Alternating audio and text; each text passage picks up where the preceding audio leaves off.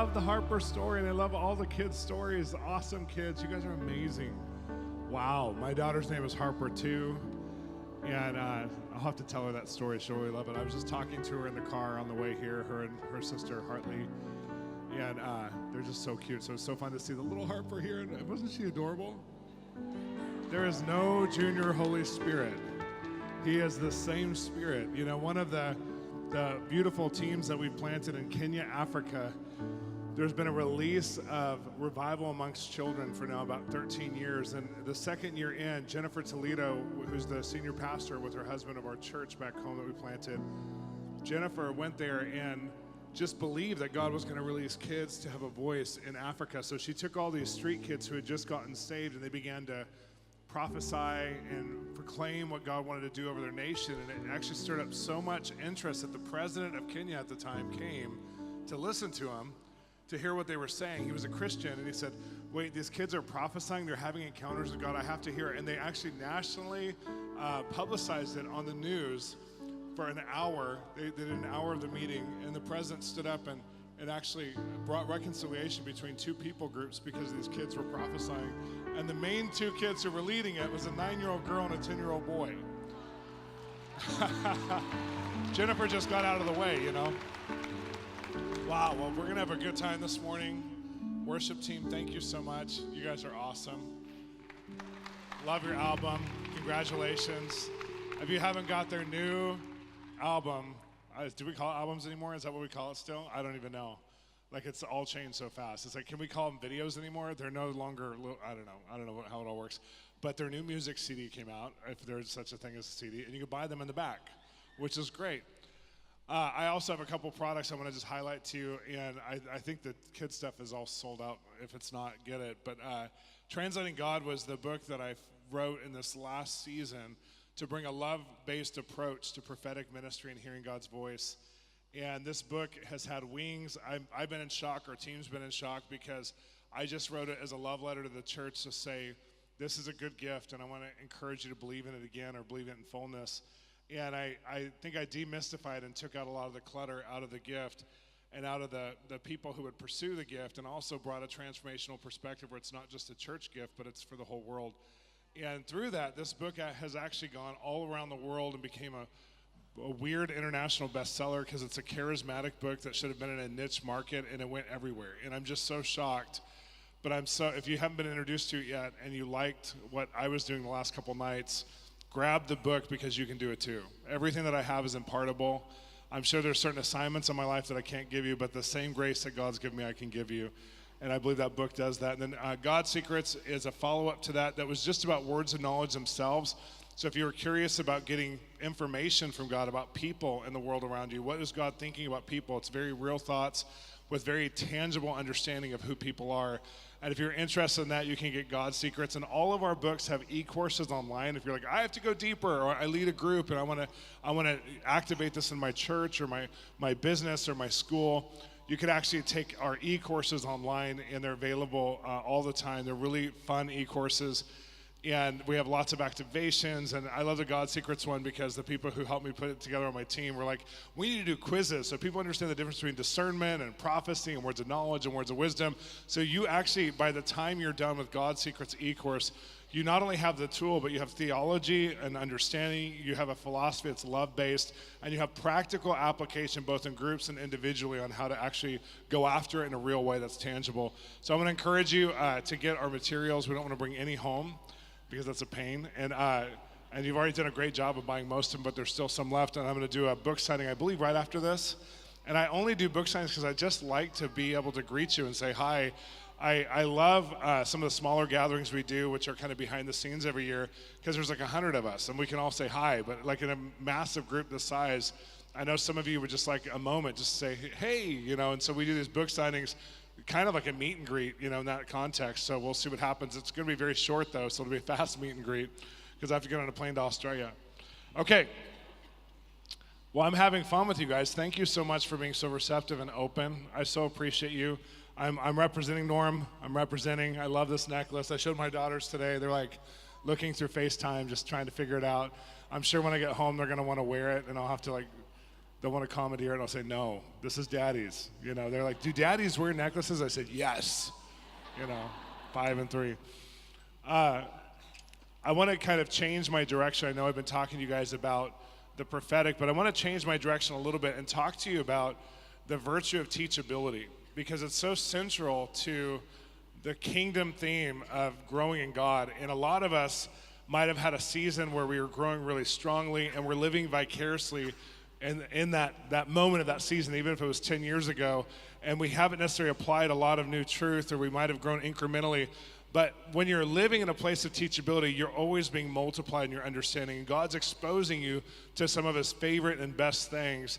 And it's just really easy to do that and live there if you just understand how to keep your heart open.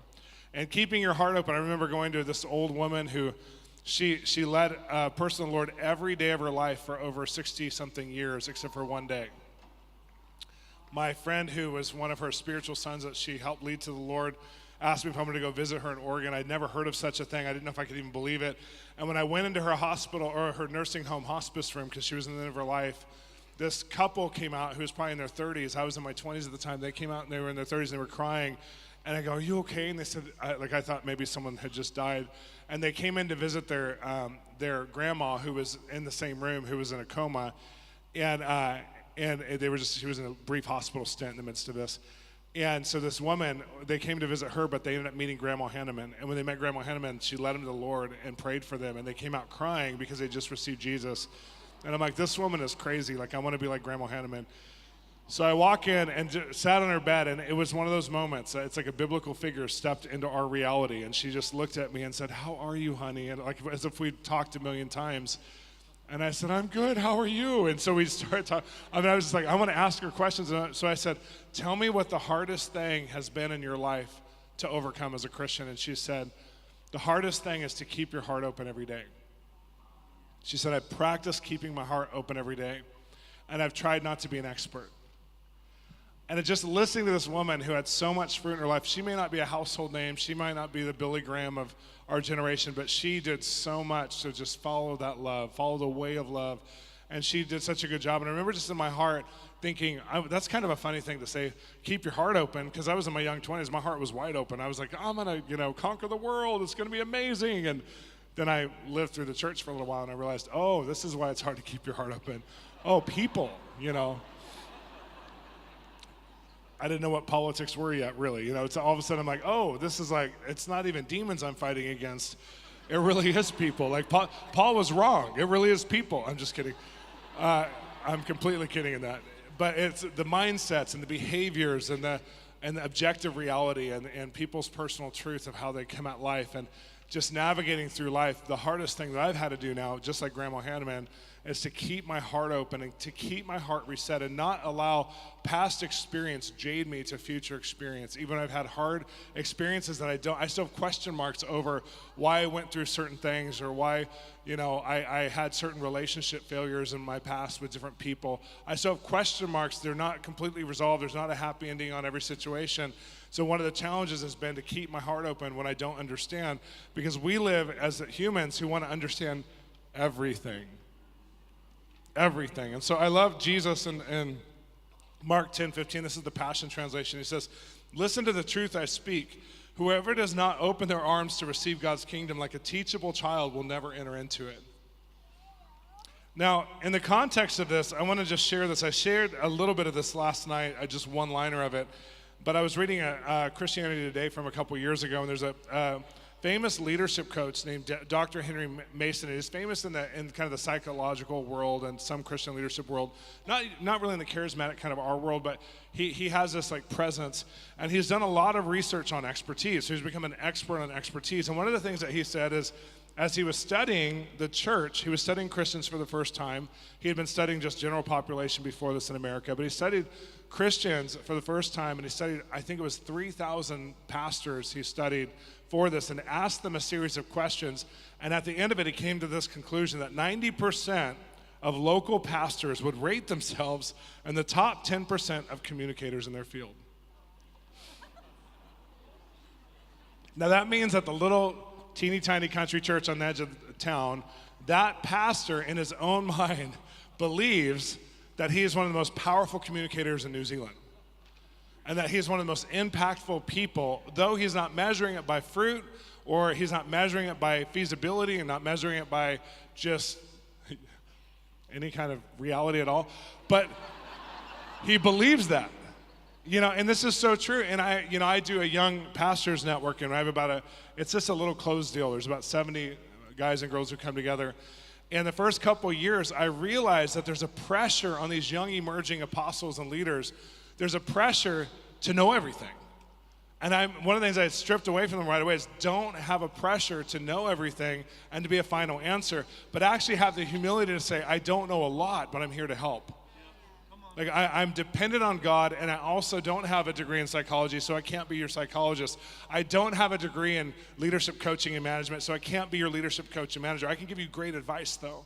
And there's this pressure on an emerging people group that's happening right now because of crowdsourced information on the internet, and because we can know something about anything by the click of a button, to where we adopt our views and our beliefs with no research and not the benefit of actually having intelligent, I will just use the word research, news again at times. We'll pick up something on Facebook. I remember seeing this one video, and it was a woman about inoculation. She comes into Google, and Google was a man. He wasn't a computer, and he's sitting across from her, and she said, I need you to look up inoculations for me and give me everything about how they cause autism.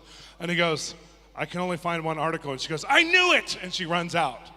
And that was the whole point, was like she was a self-made doctor in that moment. I know, like for me, whenever anything happens medically in our family, I get on WebMD and I start making all kinds of recommendations as if I have a doctorate, in physical doctor. And I'm like, it's so bad. Like, I'm like, you should totally do this. And it's been happening for generations. Like my friend walked in the other day, and he had a sty on his eye. And in our family, when you have a sty in your eye, you put gold on it. Have you ever heard that before? Anybody ever done that?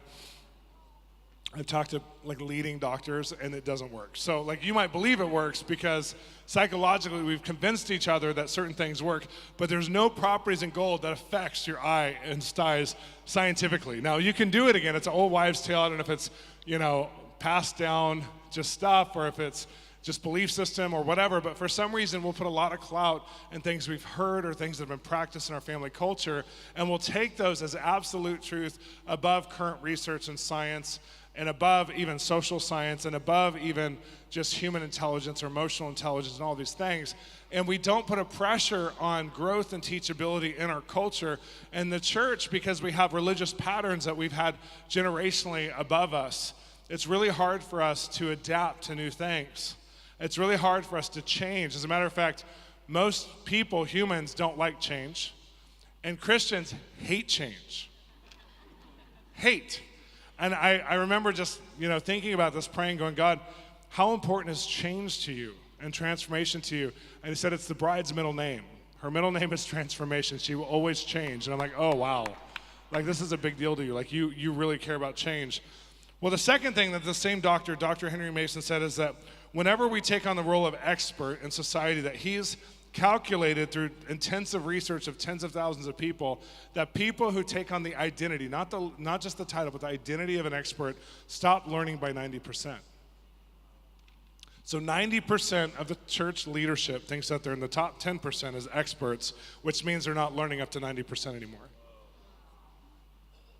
And I've been around this, I know you have too, when you're with somebody who's just stuck, where they're just, this is what they believe, and you bring something up and they have an opinion on everything, but it's not current, it's not research, it's not something that they've actually spent time and education getting. When you've been around a really uneducated person, you'll find stronger opinions that people will fight for that is really bizarre, because it's not even something that is worth fighting for.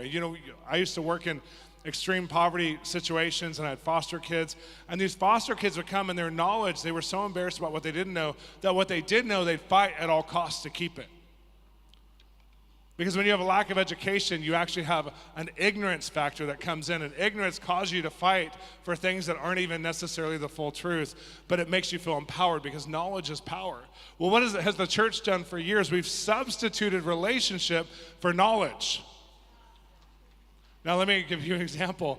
I remember going out with some friends, and I had just been with Bill and Benny, and I went out with some friends and they had some of their friends come with us, and I was just having a nice dinner, and the couple's like, well, we're really good friends with the Johnson family, and we're really, did you know that this is happening in the Johnson family? And it wasn't like super gossipy, it was gossipy, it wasn't negative gossip.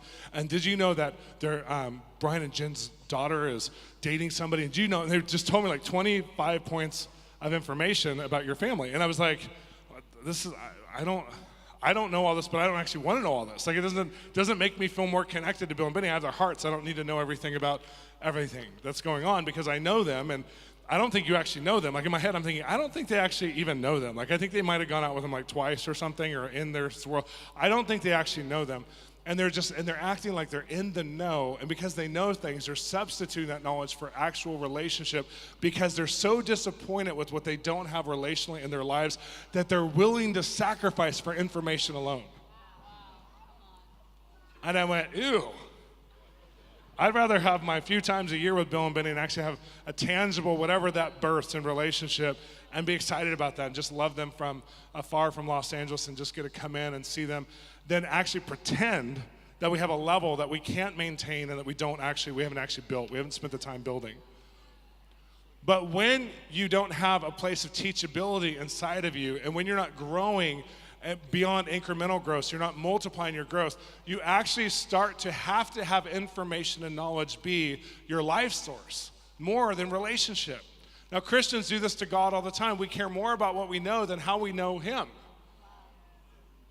So we can have the authority of knowledge. I've met so many dead theologians. I'm telling you, I go to Bible schools all around the world, and it's so sad to me because I've met great ones too. So in this, remember, I'm qualifying. I love theology, and I've loved some of the theologians I've got to meet. It's been a great privilege in my life. But I've met so many theologians who have dead faith. But you wouldn't know it because they can mask dead faith with great information. Now, Jesus said in John 10:10, I'm going to give you life and life abundantly. Abundant life doesn't look like I know things. Abundant life doesn't look like I'm highly dignified in my knowledge.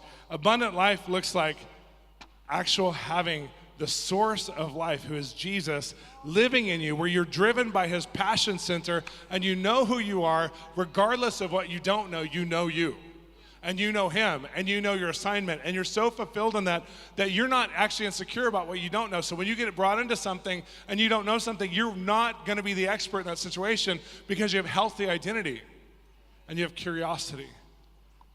Because teachability is marked by curiosity. It's marked by, I know there's always things I don't know. I know there's always things I won't ever know, and that's okay with me. Because I know what I do know. And I like what I know. I get to learn. I remember just reading about the cherubim who are going around the throne of God, and they're crying out, holy, and it's this parabolic picture, but it's a real picture, and they have fire in their mouths, and they're screaming, and they're going, and I remember just going, God, why are they doing this? Like, why? What is that? What does that mean? Like, are they just going in circles, holy, holy, holy? Because, when people told me that heaven was going to be like a 24-hour prayer meeting for 1,000 years, I didn't want to go anymore. So I don't like prayer meetings, so I didn't want to go anymore. So I was like, God, you got to show me the scripture in the context where it's not so mystical. I remember just like, I don't know if he inspired my imagination or if I had a full-blown vision, but I just had my eyes closed, and all of a sudden I'm seeing these Empire States Building-sized angels who are on fire, and they're looking at this curtain, and I'm realizing that this curtain is just the bottom of God's foot, His robe. And they've already been going for hundreds of thousands of years, if not millions of years, and they've never found the end of God. They've never made one full revolution around the throne, and they're screaming, holy, there's more of you, holy. I would scream holy like that. Oh my gosh, do you ever end? Because there's always a deeper place in God. We're always going to be on a journey of discovery with God. And when you have a healthy relationship to your primary caregivers, like your mom and your dad, what happens when you have a healthy relationship is you don't mind not knowing things because you trust. I didn't know how to drive. I trusted my dad. My dad in my mind was the best driver until I grew up. And then I realized he's extremely slow and a very boring driver and takes no risks. And he drives at the speed limit because he's Colonel Bolz. He has massive integrity. And I hate driving with him. But growing up, he was the most safe person I could ever be in the car with. I knew nothing about cars. My dad's dad was a mechanic, and my dad determined that we would never, ever have to know anything about cars because he had to know about cars, and his dad wanted him to be a mechanic too. And my dad had ambition to actually get an education. He wanted to be an engineer, and his dad wouldn't help him. His dad said, "Why would I want you to be more successful than me?" So because of that statement, my dad said, "I will never do that to my children," made a good interval. And he said, "I'll never do that to my children." And then when he got saved, he literally was like, "I'm going to send my children to the best college ever." And none of us graduate college, but we're all doing great. So,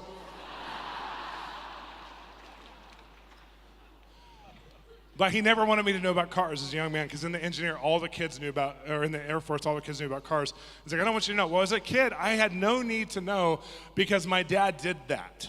He took care of that. It was like, I just got to ride. I didn't have to know everything.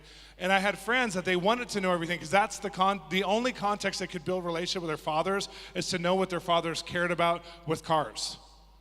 Their fathers weren't interested in them. They were only interested in them if they were interested in what their fathers were interested in. And I had the opposite experience. My dad didn't even know how to relate to me on a number of levels, but he was still interested in me all the time, regardless of if it was a similar interest of his. So I had a great model of a father because I knew that the Father in heaven, he actually cares about me. I can ride in this life with him in control without fear. And I don't have to know everything all the time. Like the people who create terrible theology about healing, like Bill was talking about yesterday, like God gave you cancer so your family can come together. People who make those statements, it's because they are so desperate for what they don't know that they create an excuse for God. And it comes out of a place of not really knowing how good he is and not really knowing how it's okay not to know things when you're in relationship. It's okay not to have your hand on everything when you're in relationship. I didn't know if my parents were having financial problems growing up. I didn't know that they were at times. I just knew that we were always provided for. I remember there's one Christmas, my favorite Christmas, I found out years later, over a decade later, that my parents only had $100 to spend on all three of us for Christmas, that they'd gone through the worst financial hit they'd ever gone through, and they had $100 and there was no way to get more. It was just like a really hard time, 2 weeks before Christmas. They were poor up until Christmas, and then it got worse. And they had $100, and my mom said to my oldest sister, "Hey, can you have Christmas in a couple weeks? We're going from paycheck to paycheck here for the first time ever, and we need to let the little ones have a good Christmas." And she said, "No problem." And they went shopping for us, and they happened to go to a store that was going out of business and got enough, more than we ever would have wanted for Christmas. So they got what would normally be a huge Christmas for us for $100. And even for my sister who was going to delay her Christmas. And so I never knew that story. All I knew is that was one of my favorite Christmases because I got everything I wanted. 10 years later, my mom and dad said, "Oh yeah, we went through one of the worst financial times. Remember this Christmas? We thought we weren't going to be able to get you anything at all." And all I knew was the goodness. I didn't know the struggle. I just knew the goodness because I trusted my parents and because they knew what to put boundaries up and what to tell me, what not to tell me. The problem is if you're not teachable, you violate boundaries of what you need to know. And then let's look at the prophetic. The prophetic is terrible when you don't have good boundaries and you want to know everything, because I literally know less now that I'm more prophetic than before. People come up to me wanting to know everything, like, "What does God think about this? What does God, I know you have a word for me." And I'm like, "I literally don't have a word for you, but you're awesome." The fact that you're even hungry for it, blessed are the hungry, they'll be filled. God will speak to you, but I'm not it. I'm so sorry. And people get disappointed in me all the time. It's like my MO is I'm either greatly exciting like 10 people while I'm disappointing 1,000, or I'm just disappointing all 1,000. That's my MO. That's it.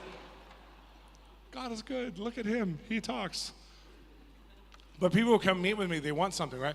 Well, I was in a group who I was learning from about the prophetic, and they actually, because they knew prophetic things, they put their whole identity in their gift and what they knew, and they actually didn't have any relationships. Their relationship was their gifting and how they related to people out of their gifting, and they couldn't even play softball with you because everything was super spiritualized and hyper spiritualized, and it was so gross that they were knowledge brokering prophetic words. That was their ability to have relationship to the church, and I was so like, that's probably why I said I wouldn't be a poster boy for the prophetic movement, because I'm like, that exists. Now, I'm not around that anymore, but that exists.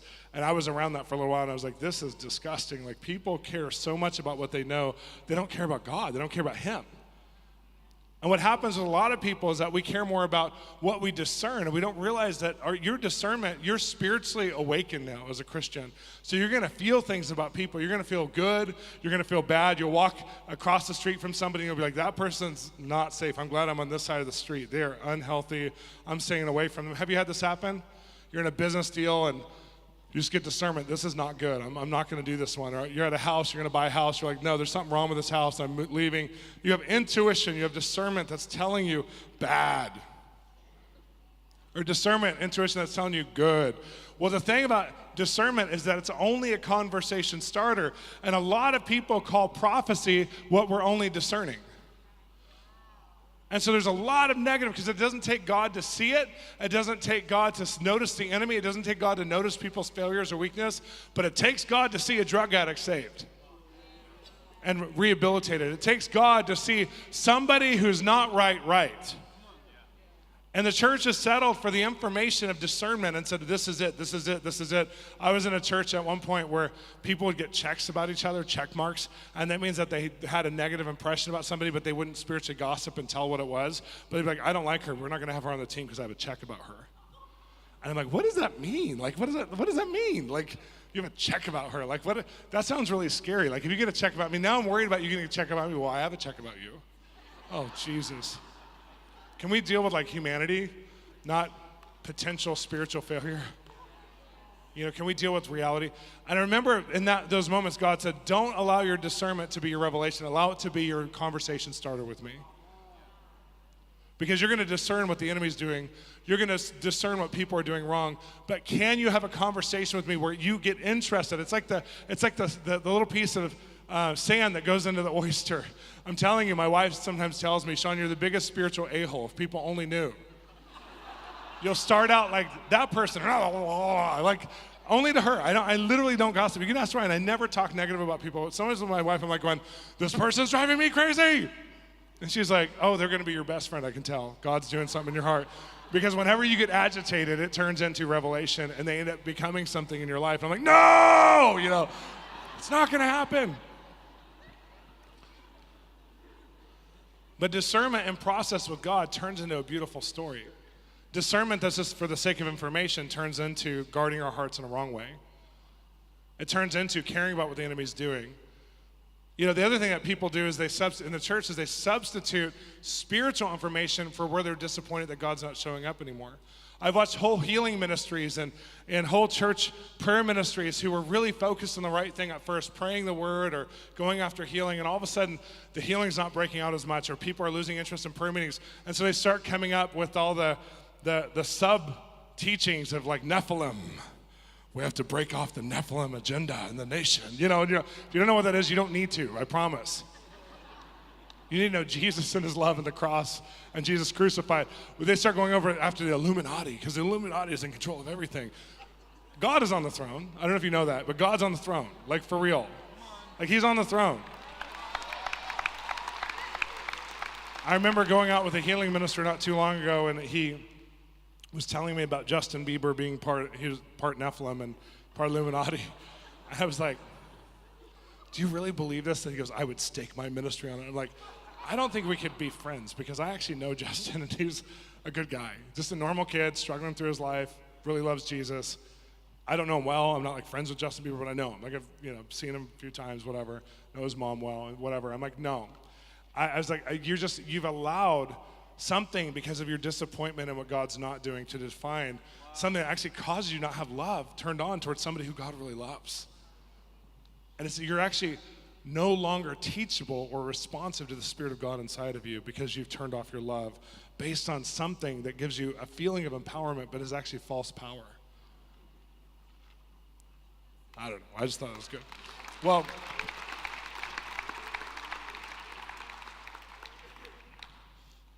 UCLA was researching teachability, and they said that the measure of teachability can be measured by a person's humility. If you're around somebody who's good at being humble in the one genre that they're most passionate about, that's not teachability. That just means that they have teachable traits in the areas they're most interested in.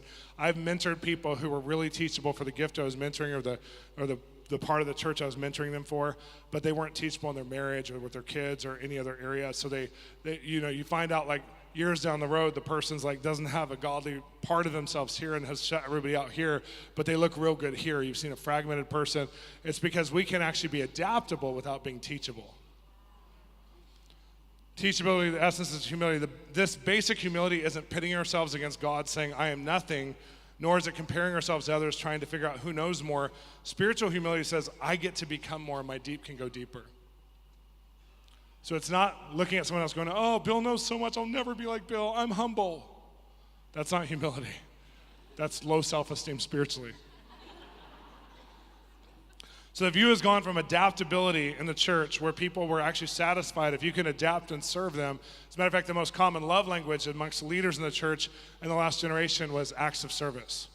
If you serve my vision, I know you love me. And this new generation that's emerging, that's coming up, it's really crazy because their number one love language, even amongst leadership under 35, is quality time. So you have this generation who's like, will you spend time with me? That's how I know you love me. And then you have their pastors who are going, I need to know that you'll serve me. That's how I know you love me. And it's not meeting. It's not meeting well at all, because the older pastor's like, I have no value in spending time with you unless we're going to do something. And the younger people are going, I don't want to serve your vision. I just want to spend time with you. Don't you want to get to know me? And you have this like war in the church right now. And leaders were measuring for generations, for decades, they were measuring, you're teachable because you'll adapt to my perspective. That's not teachability. Adaptability can be done with only basic character and typically cannot be reproduced. Adaptability is often maintained in environments of trauma, but teachability will produce a greater fruit of change and will not thrive in an environment of trauma. So have you seen one of the churches, and I know, you know, there's so many good examples of churches. Again, I'm looking at some of the negative things so we can see the positive. Have you seen a church where the pastor actually was controlling or manipulative? And in that environment of trauma, if somebody's truly teachable, they cannot stay there very long. If someone's truly mature and actually is growing in their faith in God in a strong way, in a multiplied way, in a blessed way, they can't stay there because their teachability doesn't bear fruit in an environment of trauma. This is secular psychology that has kingdom in it, I'm telling you. And so they'll end up leaving. So the people who are staying are typically other people who have been birthed out of trauma or have had traumatized circumstances in their life, and they're okay with spiritual abuse, or they've been conditioned into spiritual abuse because that's been their only spiritual experience, but they're not necessarily growing or learning, but they're adapting. Have you ever been friends with somebody who 10 years later you meet up again and you realize you've grown dog years and they're in the same place they were before? Like every one of your years was 7 years, and they seem like they're the same old person, and you don't know how to relate to it. You're like, so how's life? And they tell you the same story, and they're like, how's life with you? And you're like, how do I start? And if I start, will it run over them? So you just say, it's good. My kids are great. You know, like you don't know what to say at that moment. The character of teachability has two aspects to it. One is being a learner in every situation. This Henry Mason was talking about how leaders have not become a learner in every situation anymore because they actually have to put on the role of expert. And so if you put on the role of expert and you look like you're still learning, you don't have authority anymore. And so one of the primary aspects of teachability is looking like you're learning. I mean, you should feel like you're learning all the time. That's how people will begin to trust you, is because there's the vulnerability that says, I'm not there yet. I haven't arrived. I'm still learning. I feel like a baby sometimes. It's so crazy. Like last night, I'm processing over you guys with words and knowledge going, I'm wearing a necklace that says fearless because I'm trying to be. 25 years in. Not 2 years later, 25 years in, I'm like going, I still don't know how to have full confidence yet. I'm still learning, guys. I'm sorry that I don't have full confidence. I hope it doesn't throw you off, but some of you will model something too. I'm learning. And that doesn't mean that I'm unsafe in what I'm learning. I'm unsafe in what I'm learning if I'm actually creating bad behavior patterns in my life from what I don't know. But being vulnerable with what I don't know isn't wrong. It's actually helpful to the other humans in my life, because other people will say, oh my gosh, I had to learn that and I had to go through that. Thank God I see what you've gone through. Oh, it reminds me of what God took me through. Other people are saying, you mean you can learn to be fearless? Perfect love really does cast out fear. This is awesome. And we're all in different stages where someone's humility or vulnerability can speak to us and cause us to be more centered in our relationship with God. But we have to be on this learner's journey. The second aspect of teachability is that you know it's teachability if the other can pass on what they've just learned. It's not true teachability if you're not always learning from every situation and if you can't pass it on. Those two aspects are the things that make it teachability. The church is inherently not very good at training the next generation, and it's because we haven't learned how to be teachable. And this isn't a spanking at all. Like when I say that, I don't want you to go, wow, he's really aggressive. I love the church. And I believe that one of the marking things in the church in this next generation is going to be our ability to learn and our ability to be teachable, where someone, like an Oprah or like a Bill Gates will look at us and we don't come across as if we have their same platform and we're the expert with them, and where we rise. And I've seen pastors do this to people like this, where all of a sudden they rise up because they're in the top 10% of all Christian leaders in the world, even though they pastor a 300-member church, and they're sitting with somebody who actually has made a significant ding on our generation, and they're like, I have too, with my 300 people. I love that you have millions that you've touched and impacted through your career. My 300 feel the same way about me. So let me tell you what you need to know. And as Bill says, you start to answer questions they're not asking. That's when you know there's no teachability. You know there's no learning. You know that there's no self-awareness. You know that there's no understanding. And self-awareness is one of the big signs of teachability. If you're self-aware about what you do know and don't know, that's actually one of the signs that you're actually learning. If you don't have self-awareness, if somebody's giving you marriage advice and they're not married, they have no self-awareness. A girl was trying to give me advice on my 5-year-old throwing a tantrum the other day, and she's never even babysat. And I looked at her and I was like, thank you so much for trying to speak into this, but I'm okay, like I'm fine. Well, no, if you just do this, I read a psychology book on children. If you just do this, I'm like, shut up. And I wonder sometimes when I get that kind of reaction, how many times I've come across as that girl to the world around me. I'm being honest. Like, I'm wondering how many times have I come across as the one who knows something that I don't know anything about. And it's obvious to the world around me when I don't know something about something I don't know. Teachability is characterized by a learning attitude, not an expert perspective. In other words, teachability never means being condescending or thinking we know it all. This is not a spiritual gift of teaching, rather the call to pass on God's love and insight to others. It's first being a learner, absorbing, and then applying what God has for us, then replicating that with others. To be a person who can teach, we have to be a person who's teachable. So God's creating teachable moments in the world around us, and this word teachable moments was defined in the education system of America, and it's come all the way over to New Zealand. And it defines in education a moment when something happens, good or bad, that we can all learn from, not just the person it's happening to. So sometimes it'll be about bullying, sometimes it'll be about racism, sometimes it'll be about something that they'll use in school as an example and say, let's let this be a teachable moment of all of us making an agreement of what not to do or what to do, because this is a great example or this is a bad example. Well, God's creating teachable moments right now for the church, and some of them are coming through some of the trauma of some of the failed ministries that have happened, when it's an international failed ministry or failure in a ministry, and we are all globalizing ideas together to go, we don't want to replicate that behavior that caused that. And it's become a teachable moment. But there's also those spiritually amazing teachable moments where somebody says something that would have taken 20 years through lots of conferences, books, and Christian television to get around the world, but all of a sudden everybody shares it on social media, and it has 1 million, 2 million, 3 million shares, and people are going, that's it, like Brene Brown. How many of you have heard of Brene Brown?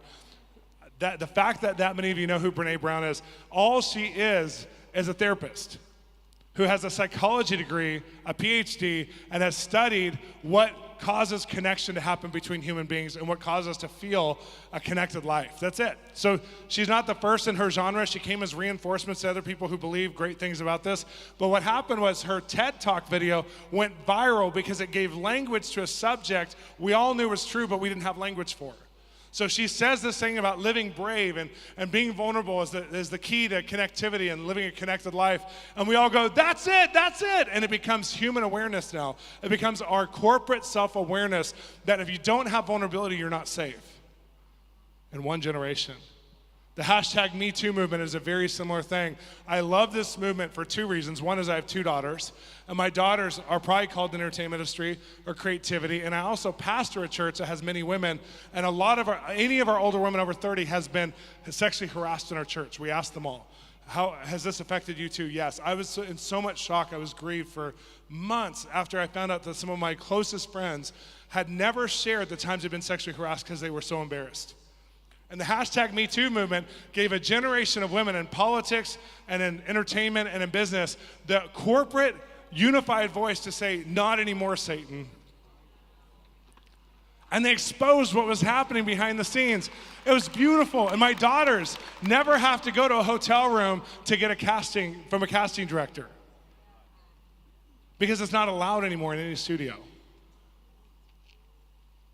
I mean, in the church, we have some good guards, you know. It's like if I meet with a woman I don't know, there's always a man with me, or there's always a door open, and there's always people in the next room. And we know that as a church, but they didn't have any of these policies or procedures amongst any of the studios. There was no protection for women, and all of a sudden, hashtag Me Too comes out, and it's a learning moment for the women who've never experienced it, for the men who start finding themselves in patterns of harassment that were harassment light, not harassment heavy, to go, oh, that's what that is. I felt it was evil, but now I know the progression of where it ends up equals traumatizing women. I'm not going to do this. 12-year-olds are looking at Harvey Weinstein going, oh my gosh, I don't want to become that. I have sexual issues in my own life at 12, and I have to figure out how to make different choices because we have public examples of hashtag Me Too. And it's become a learning moment. Well, I want to dare to say that where we're at in the church, when it comes to our level of expertise and the lack thereof, is a learning moment. And God wants to give us one of the hugest leaps of growth in church history in this next season. New Zealand, you're on board for this. It's part of God's plan. And to have this leap in growth, we have to come into this posture that says, teach me, God. I don't know everything. I actually know less now that I'm more mature than I thought I did when I was not mature.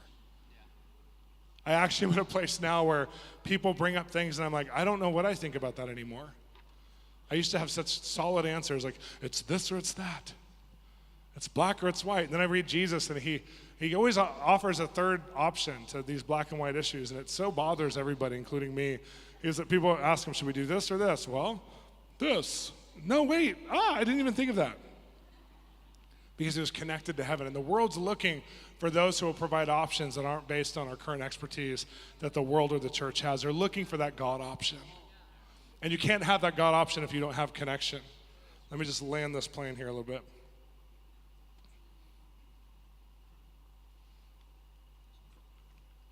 Galatians 5, this is the Message version. But what happens, this is verse 22 and 23, 24. But what happens when we live God's way? He brings gifts into our lives, much the same way that fruit appears in an orchard. Things like affection for others, exuberance about life, serenity. We develop a willingness to stick with things, a sense of compassion in the heart, a conviction that a basic holiness permeates things and people. We find ourselves involved in loyal commitments, not needing to force our way in life, able to marshal and direct our energies wisely. Legalism is helpless in bringing this about. It only gets in the way. Among those who belong to Christ, everything connected with getting our own way and mindlessly responding to what everyone else calls necessities is killed off or crucified. Now, two things I want to note here is that this is the character of teachability right here. Not trying to get your own way, not having to be the biggest person in the room, having peace and patience for people's process. And one of the second thing I'm going to just highlight in this is that believing that God's holiness permeates people, and you start to see humanity first before you see original sin, which is important to see. I have a 3-year-old. There's original sin, I promise you. I mean, she came out and I was like, how is she capable of being that evil? That little child is so beautiful and good. And then all of a sudden you have these moments. And Harper, the 5-year-old, we call her, when we're not spiritual, we call her the tiny dictator, because she can lead a whole room. She's like, she comes in and it's like, you will do this. And I'm like, hail, yeah. Oh, wait, what did I just do? She's so strong. I'm like, you are such a strong human being. And the strength isn't all God, right? Thank God for what is God, and we're nurturing that. But there's some parts that we have to actually help her to see how not to use it the way she's trying to use it as 5-year-old, where she thinks that she's very competitive, and if she doesn't win, she cries and that kind of thing. And I'm like, where did you get this from? It must be your mother. It's just terrible. My wife, if she was up here, would say the same thing, but I got the platform today, so I get to win. But we see that, and the church is so geared to seeing what we're not. The church is so geared to seeing sin. The church is so geared to being saved from a life of sin, which is so important. It's one of the fundamentals. But we have to see the other side of the coin just as well, that God created each one of us in his original image. So there's also original goodness. There's an original plan of God's goodness. God had plans for us that Jesus paid a price on the cross to reconstitute and bring about again. And so there's this place where when you're around humanity, there's been an attitude in a lot of us that destroys teachability, because if you're only teachable in the church, it's not true teachability. You have to be teachable in the great world that God sent his whole son for. You know, we don't know much about environmentalism in the church. There's probably about 3 or 4 organizations that are doing anything in environmentalism on a greater level. But man, that's one of God's issues, is how to steward the earth. And there's people who are doing it in the world in a kingdom way that's better than how we're doing it. It's not just humanism, but they're actually taking over issues. And as God reveals himself to them, they're not like all of a sudden getting saved, killing their whole organization, saying I have to start over. He actually transitions them into his kingdom. And I've watched this over and over. People who weren't Christians in the entertainment industry, who they don't just go, well, I guess I'm not a singer now and my whole career is going to end and I can just be a Christian singer at churches. No, we're watching them go from like before salvation, the redemptive gift of God, the redemptive nature of who God was inside of them, he perfects it when they get saved. And this is so misunderstood because you have the people who are like, everyone's going to heaven and it's all good. Like we're all not, there's no original sin. You have all that weird argument, which actually causes us to be afraid of the actual real argument, which is there's basic holiness of God on every human being right now. That God wants us to see the redeemed and redemptive value. That when Jesus went to the cross, he didn't go, they're so ugly, maybe if I just go to the cross, you'll make them better. You'll rescue them a little bit because they're real ugly right now. They have such daddy issues, God, but I'll go. No, it said for the joy set before him, which was us, he endured the cross. And so he saw something in every region, in every human being that God created. And the problem with us is when we're not teachable, we create an us and them mentality where they're not as important as us, and it creates an elitism that we're the people who know God, we're in the know, and so we're the important ones. When God actually sent the Son of Man outside of the synagogues, outside of church, and he went into all the world, and he was the rock star of his days, who had crowds of all kinds of people, all different races came around him and would just listen to him, and those people who weren't even saved yet, this wouldn't even fly today. If he came and did this today, we'd call him a heretic. But he says, my Father's building houses in heaven for you to live in. These were not saved people. As a matter of fact, even the ones who were with him denied him just a short time after he preached this message. So why would the Father be building mansions in heaven for some of these people who didn't even end up in heaven? Because he's that extravagant and he has that much faith and confidence that his good nature is going to bear a return somehow. And so Jesus treated everybody as though they were already saved, as though they were already disciples, as though they were already apostles. Even though he knew they would betray him, he didn't look at their betrayal and count it against him. He looked at the Father in them and counted them worthy. And when you're learning, you don't have the same arguments. You know, I remember one of my really good friends was saying, Shawn, you know, Bono is part of the Antichrist system right now. He's part of just humanism and this whole thing. And all the humanitarianism they're doing doesn't even count because it's not done by the church or Christians. I'm like, okay, first of all, Bono's a Christian. Bono's like one of the most powerful Christians I've ever met in my entire life. And he loves Jesus and can explain things about Jesus better than a lot of people I know, including you. Not you, but this guy. And I'm like, I don't understand why you're saying this. He goes, well, he's involved with the United Nations. You know, they have an Antichrist spirit. And when we have that us and them inside of us, that everything is evil, that's not good. And we actually feel permission to say, these are the evil things to God, and these are the things we can't participate with God. We actually take out the fruit of transformation, or the faith for transformation, out of the equation of our salvation. We start to look at the world in the context of the church that we serve and the world that's out there beyond.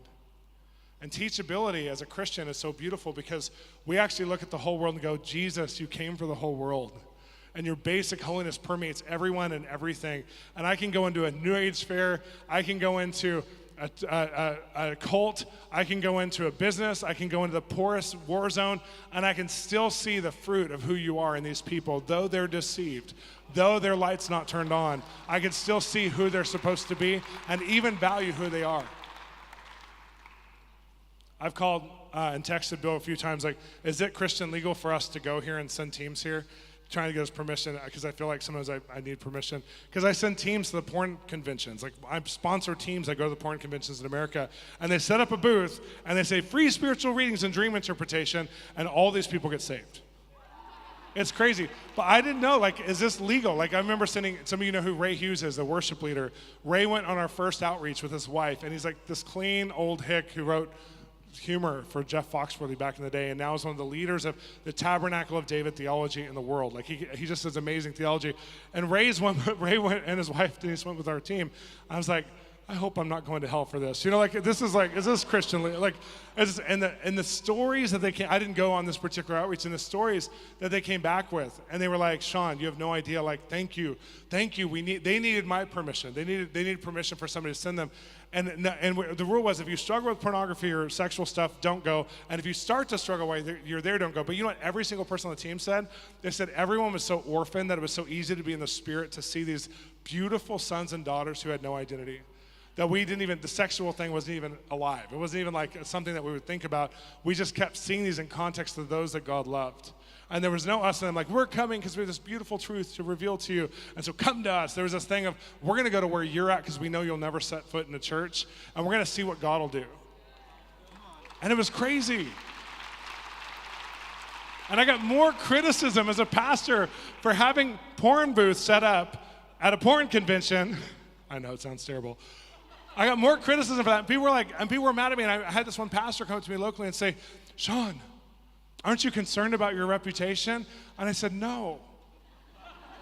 I lost it a long time ago. I've already been the Jezebel of several movements. I've already been like, there's all kinds of church. There's been websites about me since I was 19-year-old. Hank Hanegraaff, the Bible Answer Man, used me as one of the young emerging guys, if you've ever heard that name, one of the young emerging guys who was the counterfeit revivalist years ago. And I was so excited. I was like, I made the Hank Hanegraaff list with people like John Wimber. I was like, that's amazing. I was so proud of myself in a wrong way, because I was like, wow, this is amazing. But you know, like, the reality is that it may cost me something in reputation in the church to do these kinds of things, but it would cost me a lot more if I didn't. Because there's people who literally are some of his favorite people you'll ever meet, and they don't know him yet. And when you start to treat him with that kind of value and you have that kind of love, that's the true mark. The final true mark of teachability is, do you love people who have no inherent value in this lifetime to you, but they have a kingdom value to him? Do you allow your heart to open? Because when we talk about revival really breaking out, we love the word revival. We love the word harvest. But you know what revival really means? It means all your spare rooms are used. It means all your spare time. It's like having babies. How many of you have ever had a baby? How much spare time did you have the first 2 years? Anybody have any spare time the first 2 years?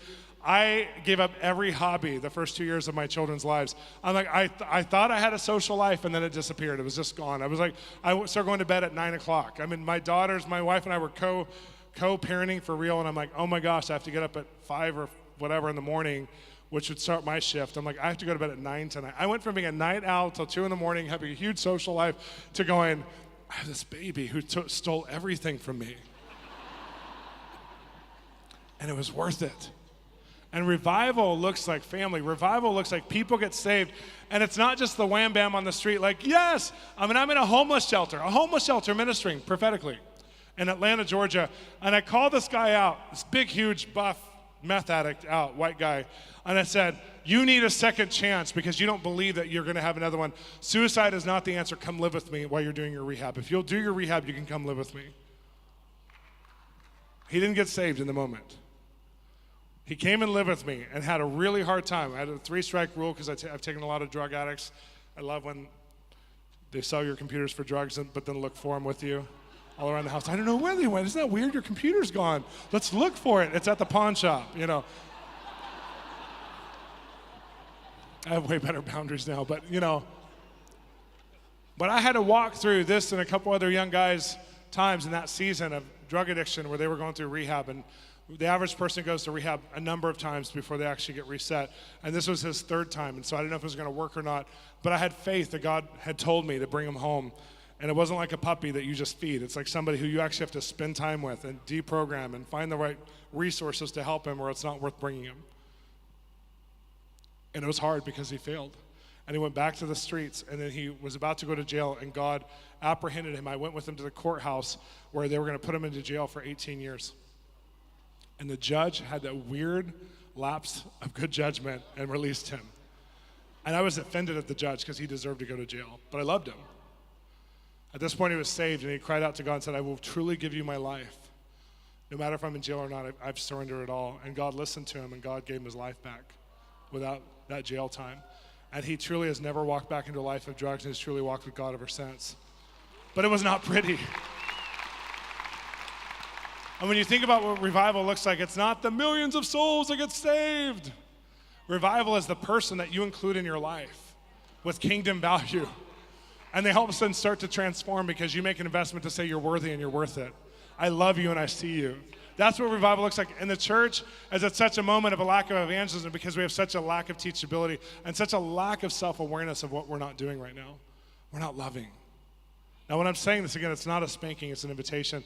God has given you such a grace to love, and you're already doing it well in all your churches and all the places you're at. I mean, I could feel this as a lover group. This is such a good group of people together. Like, we got some of the best New Zealanders in the world right here. Right here.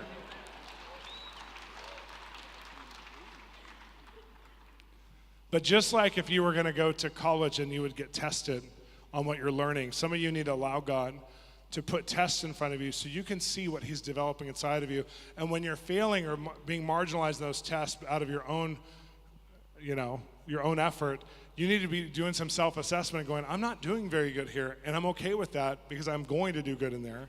But I'm okay with looking at a hard report to look at because I don't want to stay the same. Now, last thing in all of this is that I have the time, which is good. Sorry, my notes.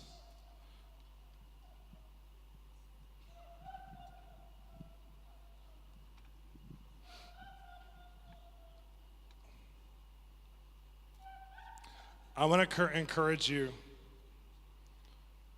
Paul taught wealthy people, or taught Timothy to teach wealthy people to live the life that's truly life.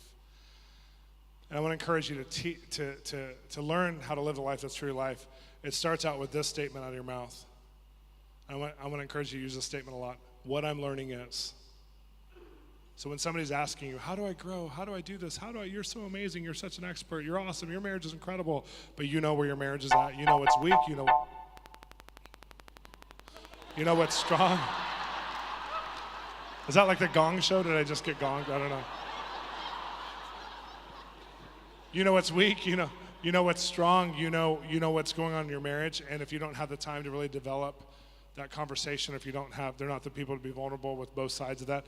The beautiful thing is that you can start out the conversation not with, well, we went through that once. Have you ever had someone tell you that when you ask them a really vulnerable question?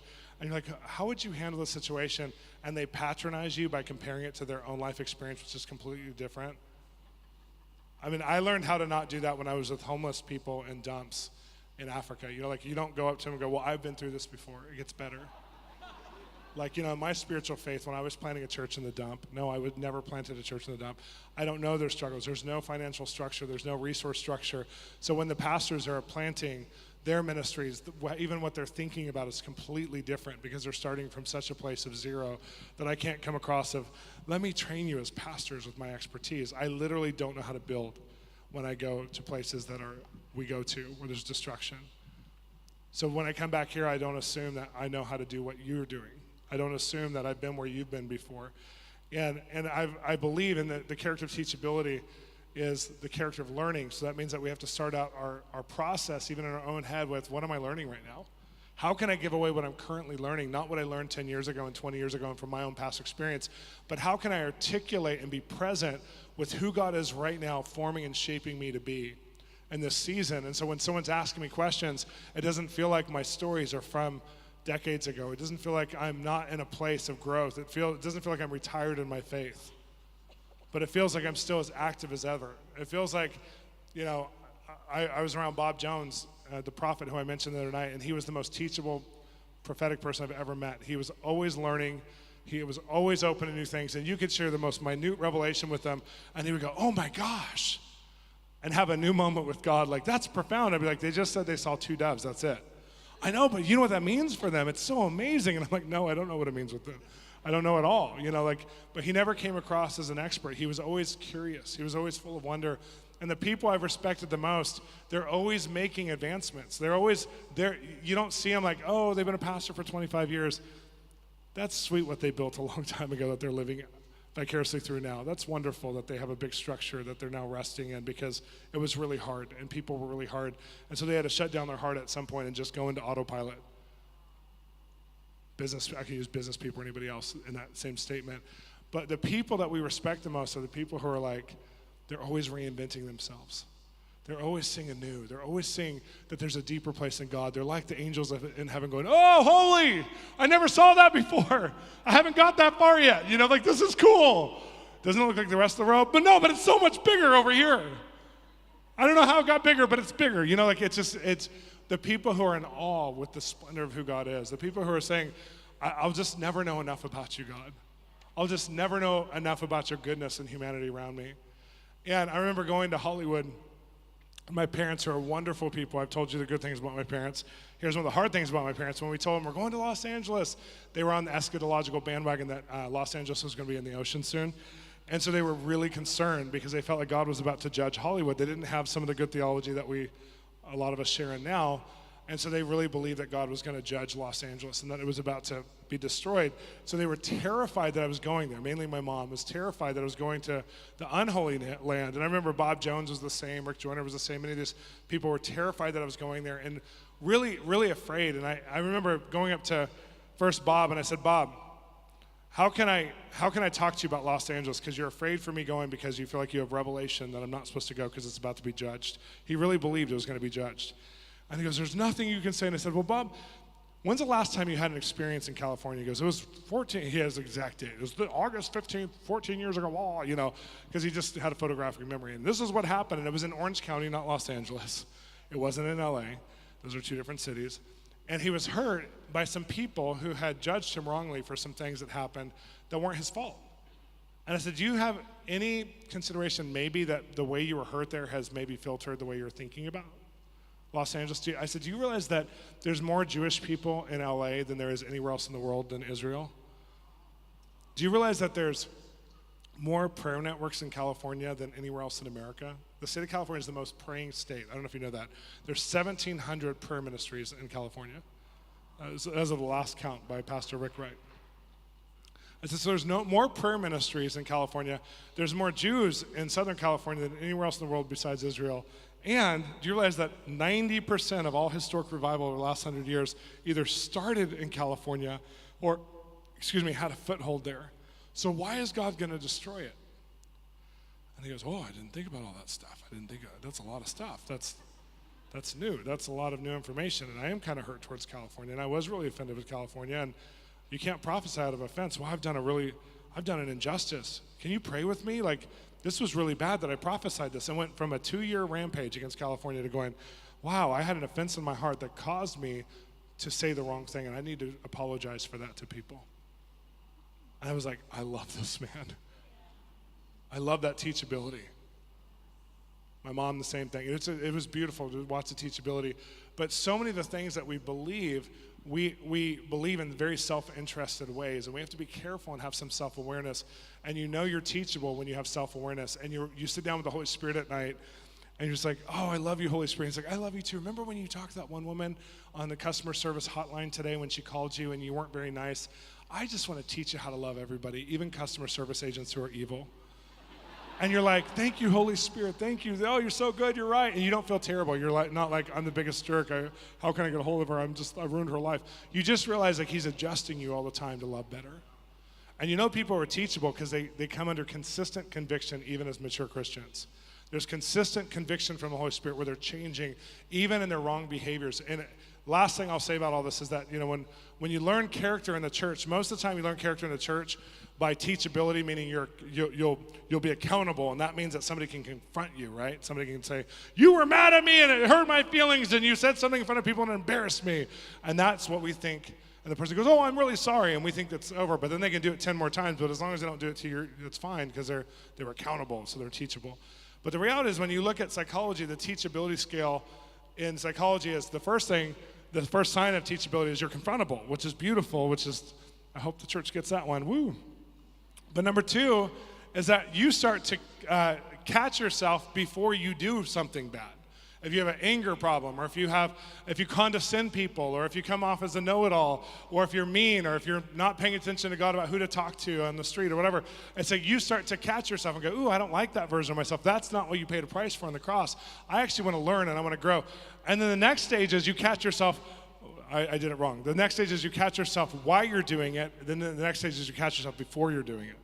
So those are the 3 stages. So you can be confronted on it, you can catch yourself while you're doing it, then you catch yourself before you're doing it. But you don't build true character, according to popular psychology, which I love this fact, until you don't do it anymore. That's when your character is developed fully, is when it's not an issue anymore. And the church is settled in our lack of teachability for just being marginalized in our process. But man, it's a beautiful process when you know you're teachable, when you actually say, wow, that thing that I used to do to people, I don't even do it anymore. It's not even part of my nature.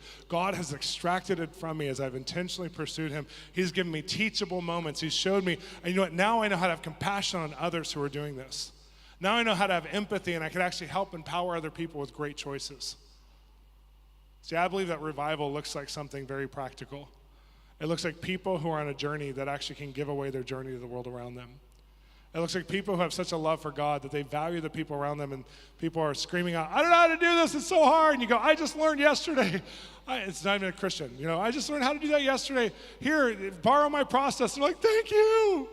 How did you learn that? I'm a Christian. What does that mean? He taught me. I literally am so stupid, I couldn't learn that either. It's been so hard. And I learned yesterday. And they're like, oh my gosh, because no one ever hears Christians learn something, ever. So, after teaching about the prophetic, I wanted to bring this because the thing that's in the apostolic and the prophetic, charismatic, Pentecostal movement is a lot of pride. And it's stopping people from actually wanting to develop fully and gain the benefit from these beautiful movements because they're afraid. Because they don't see vulnerability, they don't see teachability. And I'm not saying every movement, I'm not saying every group is like that. There's beautiful movements on the earth. But some of you, the Lord has shown me, have been affected in a negative way by somebody else's lack of teachability. Now, if you've been affected in a negative way by somebody else's lack of teachability, it probably is also an indicator that you have some areas to grow in as well. That's just helpful information. You probably have some areas you can grow in too, because one of the signs of maturity is you know how to have healthy relationship to yourself, God, and the world around you. I remember asking one of my friends, how will I know I'm mature? She said, it was like when I was 15. She goes, you'll know you're a mature Christian when you're not at war with yourself and you're not at war with the world around you. I was like, oh, this is going to be hard. It's going to take a long time, right? Solomon had no war. David had all war. Let's all stand.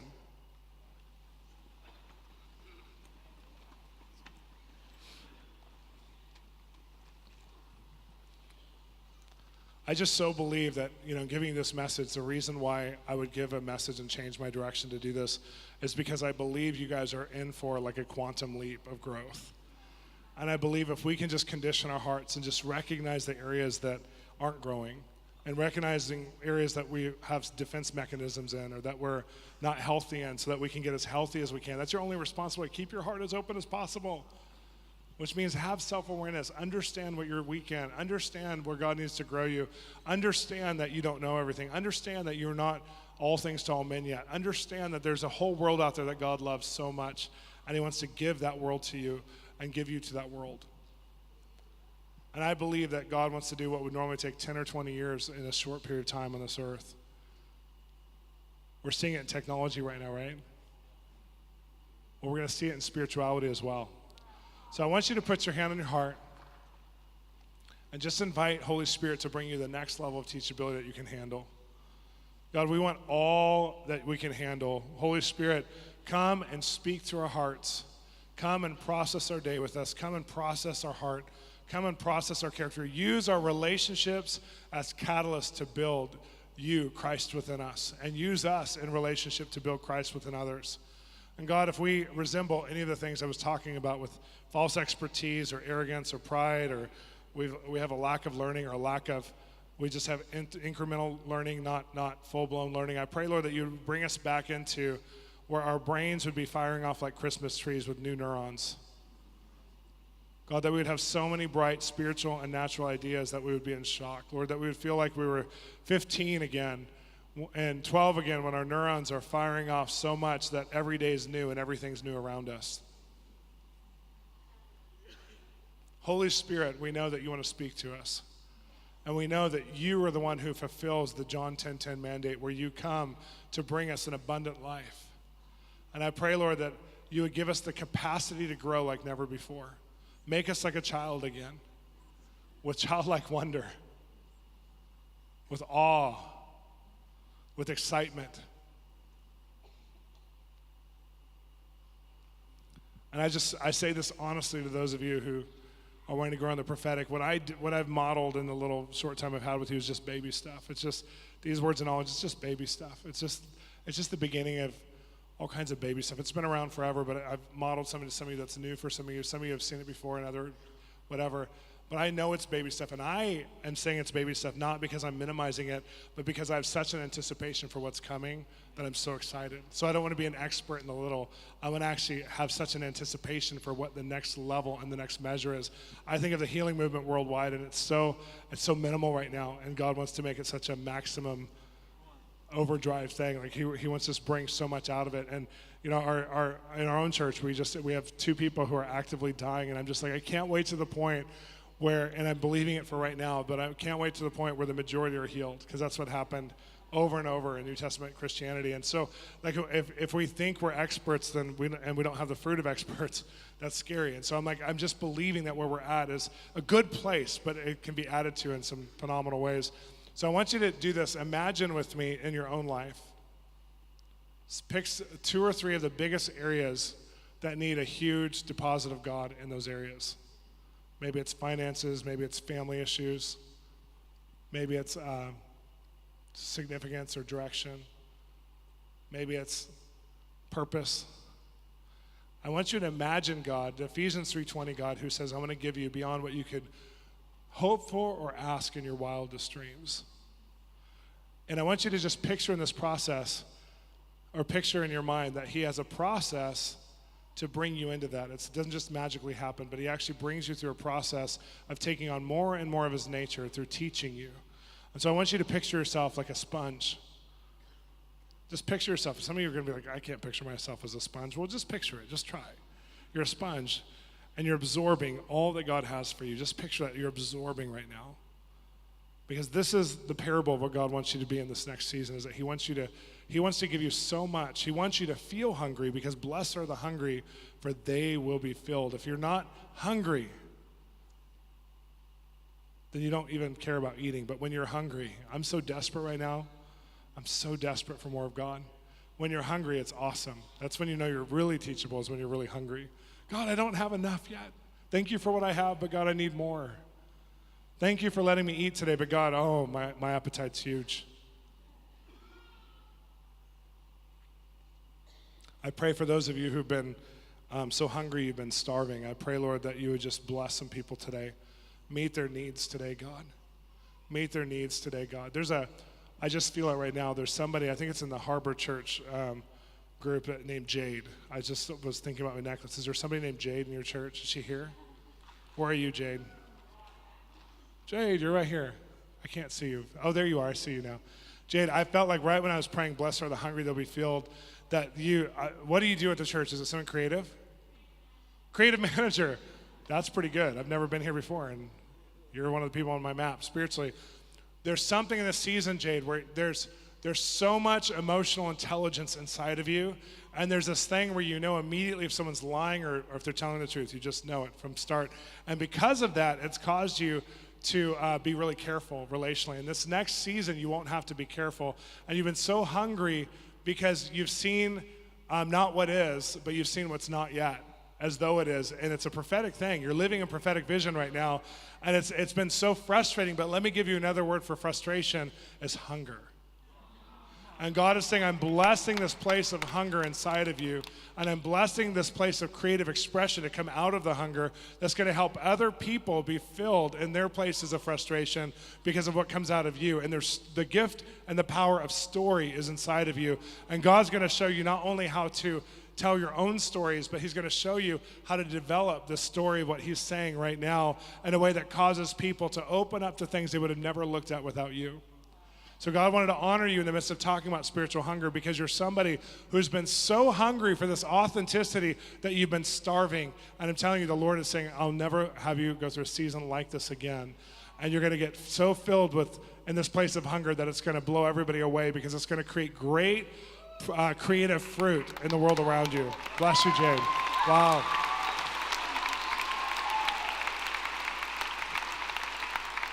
He always likes the token. Well, you guys, I have enjoyed my time with you immensely. You are amazing people. I'm going to go out and do a book signing, but for those of you who aren't going to be that, just thank you so much for opening your heart to me, because I really felt like this is what I normally feel after 3 or 4 times of being with people. I felt it right away with you that we just have a connection, and I usually tell people, let's borrow affection for each other as if I was one of your best friends. I didn't have to do that here because you guys were just so kind to me. Thank you so much. I know you still have a full active conference left. I know it's going to be amazing, but thank you for my part of the conference. Thank you for being so open. I'm blessed, you guys. Thank you.